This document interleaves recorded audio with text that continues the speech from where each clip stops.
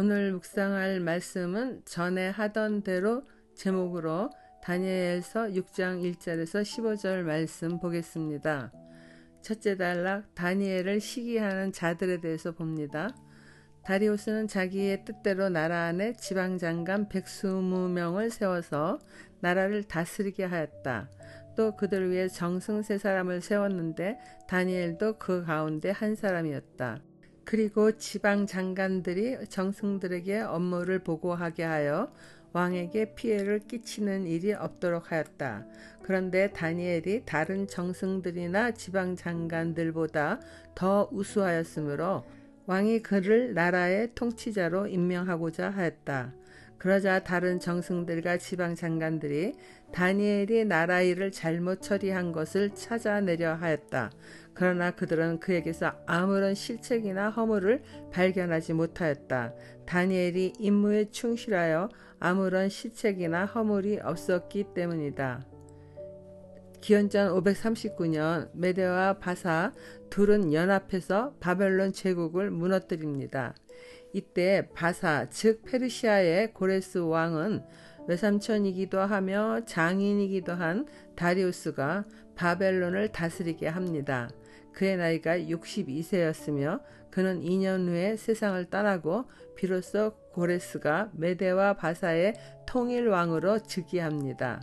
본문의 다리우스 왕은 나라의 주요 직무를 맡을, 즉 오늘날로 말하면 국무총리급 3사람을 세웠는데 그 중에 다니엘도 뽑힘을 받은 것입니다.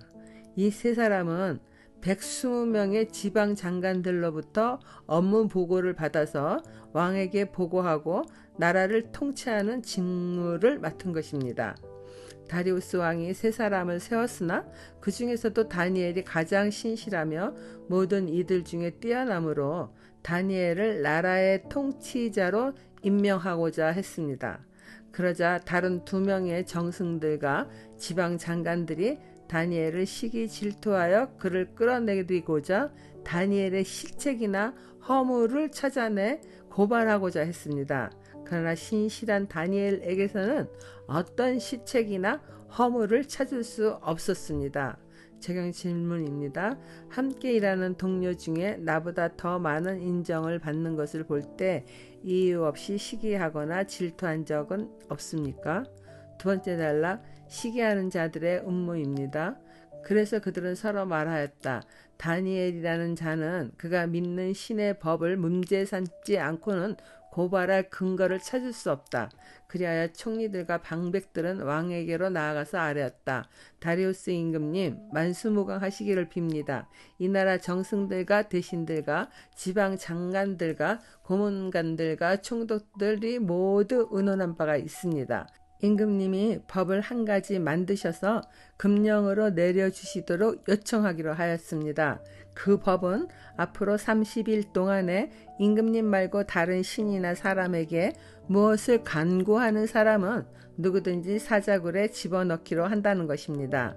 바라오께는 임금님이 이제 금령을 세우시고 이 문서에 임금님의 도장을 찍으셔서 메대와 페르시아에 고치지 못하는 법을 따라서 그것을 다시 고치지 못하게 하시기를 바랍니다.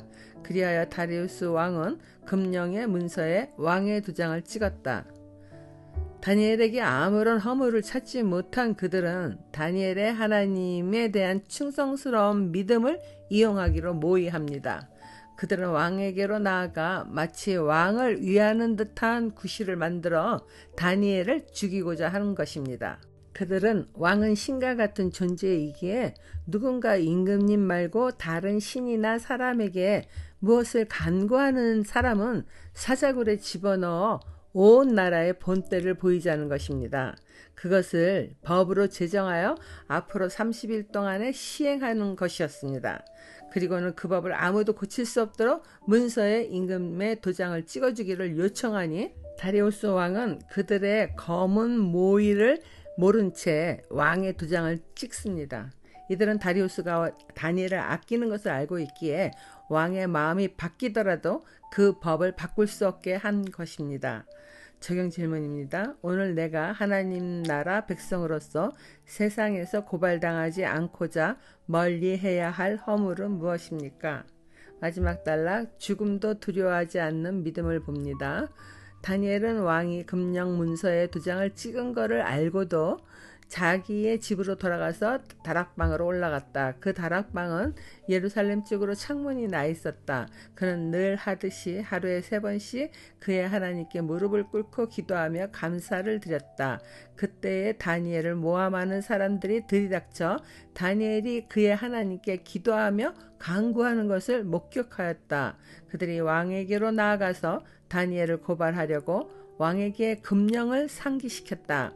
임금님의 금령에 도장을 찍으시고 앞으로 30일 동안 임금님 외에 다른 신이나 사람에게 무엇을 간구하는 사람은 누구든지 사자굴에 던지기로 하지 않으셨습니까? 왕이 대답하였다. 그 일은 고칠 수 없다. 그것은 메대와 페르시아의 법을 따라 확정된 것이다. 그들이 왕에게 아뢰었다. 임금님, 유다에서 잡혀온 다니엘이 임금님을 무시하고 또 임금님의 도장이 찍힌 금령을 무시하여 하루에 3번씩 기도를 드리고 있습니다. 왕은 이 고발을 듣고 몹시 괴로워하고 다니엘을 구원하려고 마음을 쓰며 해가 질 때까지 온갖 노력을 다하였다. 그때에 이 사람들이 왕에게 다가와서 말하였다. 임금님, 메대와 페르시아의 법은 임금님이 한번 금령이나 법률을 세우시면은 그것을 바꿀 수 없다는 사실을 기억하시기 바랍니다.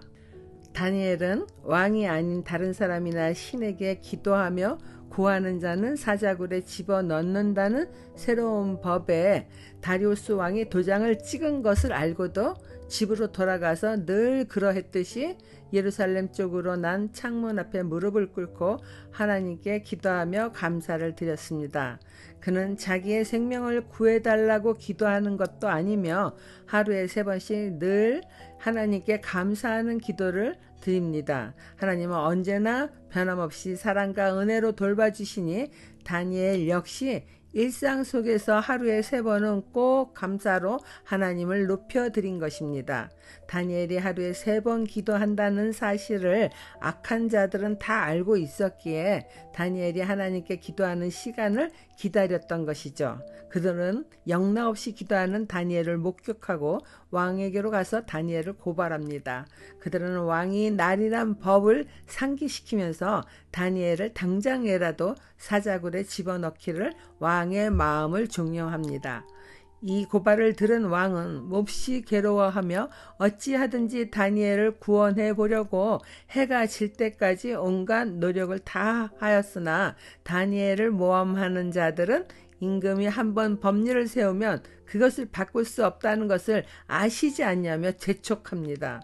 다니엘은 자신이 기도하기를 기다렸다 고발할 것을 당연히 알고 있음에도 불구하고 조금도 망설임 없이 늘 하던 대로 하나님께 기도했던 것입니다. 아마도 보통 사람들 같으면은 30일 동안은 기도를 쉬어야겠다고 생각하였을 텐데 다니엘은 자신의 목숨보다도 하나님을 사랑하며 경배하는 것을 더 우선순위로 여기는 믿음의 사람이었습니다. 그러므로 다니엘의 이러한 믿음은 매주일 드리는 예배니까 한 번쯤은 빠져도 되겠지 하는 자기 중심적인 신앙생활은 그리스도인에게 있을 수 없는 것이라는 것을 가르쳐 줍니다. 적용 질문입니다. 나의 삶에서 모든 일의 우선순위에 올려놓은 것은 무엇입니까?